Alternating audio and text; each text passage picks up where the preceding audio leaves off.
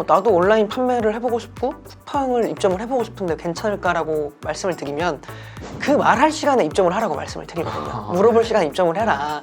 시장 자체가 너무 커지고 있고 판매자들끼리 그런 경쟁이 굉장히 적기 때문에 굉장히 블루오션이라고 생각을 하고 있고요. 여러분 안녕하세요. 행크 초대석의 송사무장입니다. 제가 요즘에 좀 젊은 분들을 많이 만나고 있습니다. 최근에 제가 보내드렸던 28살 청년 부자분도 엄청나게 반응이 좋았었는데 오늘 만나뵐 분도 올해 30?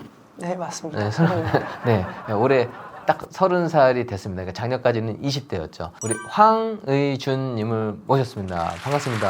네, 안녕하세요. 네. 온라인 셀러로서 활동을 하고 있고요. 스마트 스토어부터 G마켓, 쿠팡까지 많은 온라인 채널에서 판매를 하고 있습니다. 네, 제가 2030에 대해서 좀 자주 언급을 합니다. 요즘 2030 보면은 뭐 3포 세대, 5포 세대, 7포 세대 그걸 넘어서 이제 막 거의 M포 세대라고 하는데 20대 맞아요. 열정과 의지는 있지만 돈이 없어요. 돈이 많지 않아요. 첫 시작이 40, 50대만큼 많은 돈을 모아놓은 상태에서 시작하는 게 아니기 때문에 정말 소자본으로 시작할 수밖에 없습니다. 그렇다고 해서 작은 성과를 거두는 거냐? 그게 절대 아니에요. 저는 온라인으로도 얼마든지 좀 좋은 성과를 낼 수 있다고 항상 말씀드렸는데 오늘 아마 그거에 대해서 제대로 보여주실 수 있는 분을 모셨습니다. 일단 주력이 쿠팡이요? 네, 그렇습니다. 네, 쿠팡. 재작년 매출이 어떻게 되죠? 재작년. 재작년 기준으로 25억이 조금 안 됐던 것 같습니다. 25억이요? 네, 그렇습니다. 작년 매출은 어때요? 작년 기준으로 97억 정도 매출했던 것 같습니다. 97억이요? 네, 그렇습니다. 와. 아니 그렇게 25억에서 97억 그러면 코로나여서 더 성장한 거네요. 코로나 시기에 좀 많이 힘들었던 업체들도 있는데요. 저희는 오히려 좀 반사 이익을 봤던 것 같습니다. 그럼 올해는 그걸 더 넘어서겠네요?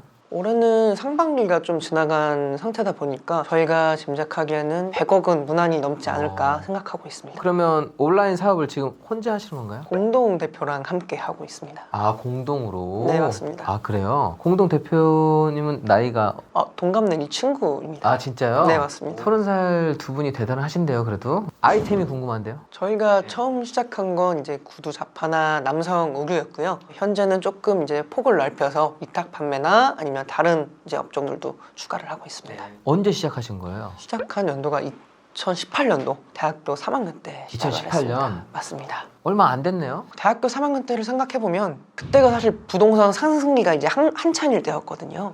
근데 저도 이제 관심을 갖게 된 계기가 1년, 2년 위 선배들이 이제 슬슬 취업을 하고 술을 사주면서 내가 첫 월급을 받았다, 상여금을 받았다 이러면서 이제 술을 사주시더라고요. 그때 이제 얘기를 들어보니까 근데 그 월급으로 세금을 떼고 생활비를 떼면 내가 단순 계산을 해도 50살이 돼도 집을 못 사겠다는 계산이 나오더라고요. 그 계산을 그때 해봤다는 거예요? 맞습니다. 저도 사실 그 계산을 해보고 난 다음에 제가 취업을 하지 않기로 마음먹었거든요. 그러면 얼마로 시작하신 거예요? 그때 당시에 저도 학생이었고 이제 공동대표였던 친구도 자본이 없었기 때문에 30만 원씩 모아서 60만 원을 시작을 했던 기억이 있습니다. 대학교 3학년이니까 네, 맞습니다. 30만 원, 30만 원도 큰 돈이죠. 엄청 큰 돈이었습니다. 그럼 60만 원으로 네, 맞습니다. 야 60만 원으로 사업 시작한 얘기 정말 좀 이거는 꼭 들어봐야 될 것 같아요. 처음에 사실 자본금이 많지 않기 때문에 이 자본금을 어떻게 아끼느냐가 저희의 가장 큰 관심사였거든요. 그렇죠. 그래서 일단 저희 집 방 한 면을 페인트를 사다 발라서 방 네, 한 칸을 거기다가 흰색 벽을 칠해서 촬영지를 만들었었고요. 스튜디오를 만든 거네요. 맞습니다. 네. 소소한 나비 커튼이나 책들로 소품을 차렸고 그때 당시에 조금 운이 좋았던 건 스마트폰이 워낙 발달을 했었기 때문에 스마트폰으로 네, 별다로 카메라 구매 없이도 촬영을 할 수 있었습니다. 하나 세팅 비용도 얼마 안 들었겠는데요? 그때 뭐 페인트값 뭐 10,000원 정도 들고 나비 커튼 뭐 10,000원, 20,000원 들고 해서 그 비용은 5만 원도 안 들었던 것 같습니다. 제품을 또 사야지 팔 수 있을 거 아니에요? 사실 저희가 자본금을 이제 60만 원을 모으면서 가장 고민이 됐던 게 옷을 사고 구두를 사서 촬영을 해야 되는데 사실 옷이란 게 10개만 사도 50만 원, 60만 원 훌쩍 넘게 되거든요. 컬러도 많고. 그렇죠. 그러니까 몇 벌 못 살 것 같아요, 이 돈으로. 네. 그래서 처음에 이제 동대문 밤시장에 가서 저희가 물건을 촬영을 하고 싶은데 물건을 좀 구매할 수 있겠습니까 하니까 판매를 안 하시려고 하시더라고요. 도매상 분들이. 얘기를 들어보니까 제품을 팔거나 빌려주면 가져가서 결제가 안 되거나 반납이 안 되는 경우가 너무 허다하니까 네네. 도매상 분들께서는 물건을 잘 이제 안 내려주시려고 하시더라고요. 신뢰관계가 없으니까. 그렇죠. 신뢰관계 없으니까. 그래서 저희가 PPT를 이제 만들어서 PPT를. 네. 거기에 저희 주민등록 등본도 넣고 주민등록증 얼굴 사진도 넣고 집 주소, 가족관계, 핸드폰 번호까지 다 적어서 본인을 다 오픈했네요. 네, 맞습니다. 저희가 어떻게 사업을 할 거다 믿어달라 이런 것들을 이제 갖고 이제 음료수랑 같이 쭉 돌리니까 좀 아이스 브레이킹이 많이 되는 것 같더라고요. 그러면 60만 원 갖고 있는 거로 제품을 다 산 게 아니고 어쨌든 그렇게 샘플을 활용하면 촬영만 만들어 놓고 파는 것만 하는 거지 그 돈도 원가로 다 들어갔던 게 아니네요. 맞습니다. 사실 그래서 그때 당시에 그 한 달 동안 몇백만 원어치의 샘플 촬영을 했는데 물건을 사는데 들였던 비용은 30만 원이 채 안 됐던 것 같습니다. 네. 이게 좋은 게 재고에 부담이 없었겠네요. 왜냐면 샘플로만 딱 찍어놓고 그러니까 창고도 필요 없고 그냥 주문 들어온 것만 사서 그거를 다시 소비자한테 파는 이런 방법인가요? 아주 정확하십니다. 네. 그러니까 이거 머리로 돈 버는 거네요. 머리로. 와. 동대문에서 샘플 얻어서 그렇게 한 단계를 처음에는 발판을 삼았고 그 다음 스텝이 좀 궁금하거든요. 사실은 이제 저희가 촬영지를 만드는 방법에 대해 말씀을 아까 드렸었는데요. 촬영지 말고도 주요하게 신경 써야 되는 부분들이 CS 많이들 말씀을 해주시고요. CS. 네. 그리고 마케팅에 대해서도 많이 말씀을 해주시는데 CS 같은 경우에는 저희가 시간이 지날수록 저희 나름대로의 철칙을 하나 만들었었습니다. 네. 네. 예를 들면 그게 밤이 됐든 새벽이 됐든 아침이 됐든 무조건 2시간 안에는 고객 문의 답변을 무조건 해주자. 네. 그리고 새벽에 일어나서 뭐 CS 답변을 했던 적도 많이 있고요. 그리고 마케팅 같은 경우에는 내 가게를 알리는 건 마케팅이고 가게에 들어와서 음식을 사게 하는 건 상세 페이지거든요.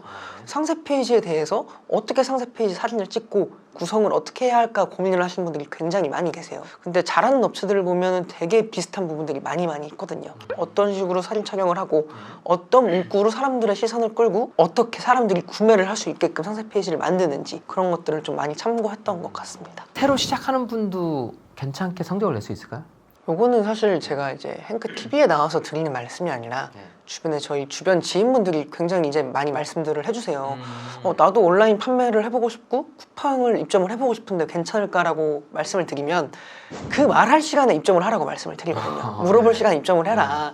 제가 사실 저번 주에 굉장히 놀란 일이 하나 있었는데 공유를 드리고 싶은 게 저희 외할머니 댁이 아파트신데 외할머니를 보러 갔거든요. 걸어 올라갔는데 진짜 거짓말 안 하고 매 층마다 쿠팡 박스들이 놓여 있는 겁니다. 각 층마다. 네, 각 층마다. 저는 이제 사실 판매자로서의 역량을 키우는 데만 집중을 했지 실제로 뭐 쿠팡이 상장을 했다, 매출이 얼마를 달성했다 이런 수치만 듣고 실질적으로 소비자들한테 어떻게 이게 확장이 되고 있는지 눈으로 확인한 건 저번 주의 경험이 처음이었거든요. 그게 굉장히 저는 충격이었습니다. 맞아요. 그만큼 지금 쿠팡을 좀 많이 이용한다는 얘기죠. 더 충격적인 건 이제 할머니 댁 앞에도 쿠팡 박스가 있어서 그래요? 뭐지? 할머니가 어떻게 시켜셨나? 너무 신기해서 들어가자마자 쿠팡 박스 이거 누가 시킨 거예요? 했더니 삼촌께서 할머니가 시키셨다. 할머니가 70대시거든요. 네. 삼촌께서 시켜주신 거예요, 이렇게? 아닙니다. 그러면? 할머니가 이제 스마트폰으로 스마트폰으로? 클릭 2번이면 사실 결제가 되거든요. 할머니가 시키셨다고 하시더라고요. 그럼 쿠팡이 왜 이렇게 늘고 있는 건가요? 사실 이 새벽 배송을 한번 맛보면은 그걸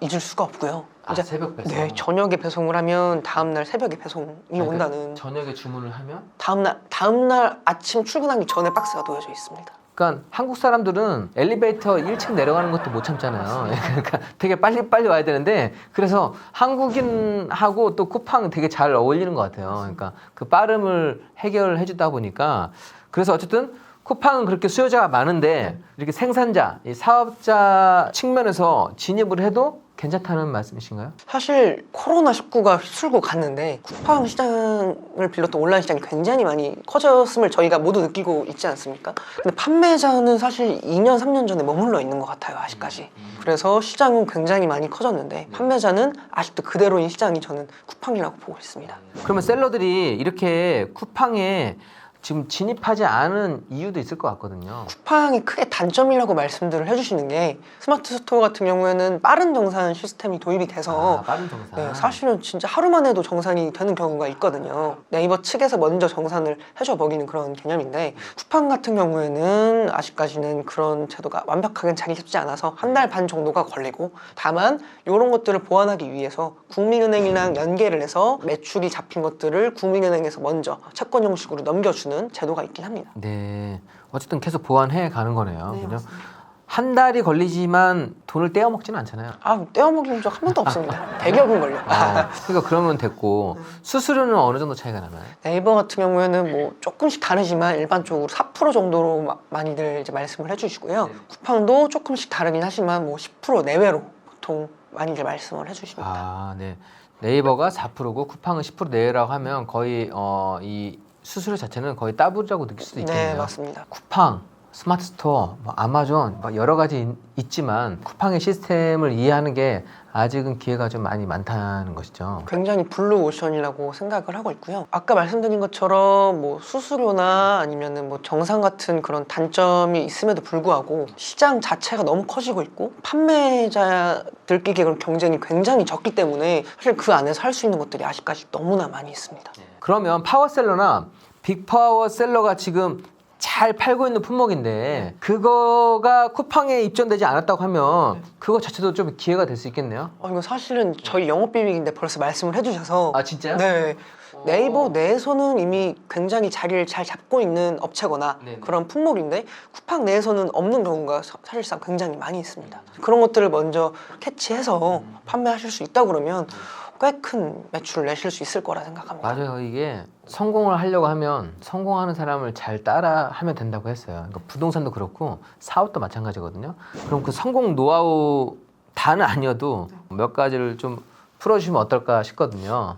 간단한 얘기인데 온라인이랑 오프라인 차이를 좀 생각을 해보면 사실 오프라인에서 맛집이라 그러면은 실제로 얼마를 팔고 왜 잘 팔리는지를 내부에 들어가서 보기는 힘들잖아요. 며느리만 알려준다는 소스를 알기도 힘들고, 또 온라인은 리뷰를 다 들어가서 볼 수도 있고 실제로 상세 페이지를 어떻게 만들었는지도 아주 손쉽게 볼 수가 있습니다. 심지어는 주별로, 월별로, 그리고 시즌별로 어떤 검색어가 몇 번 검색이 됐는지도 볼 수가 있고요. 사실 저희는 그런 마케팅 부분에서 조금 성과를 낼 수 있었던 이유라고 생각을 하는 게 다른 업체들이 어떻게 잘 파는지를 벤치마킹을 잘 했다는 것, 그리고 데이터 분석을 철저히 했다는 것, 그게 조금 주요했다고 생각을 해서 잘 파는 업체를 잘 살펴보고 그런 데이터 분석을 잘 하신다 그러면 충분히 좋은 결과를 낼 수 있지 않을까 생각을 사실 합니다.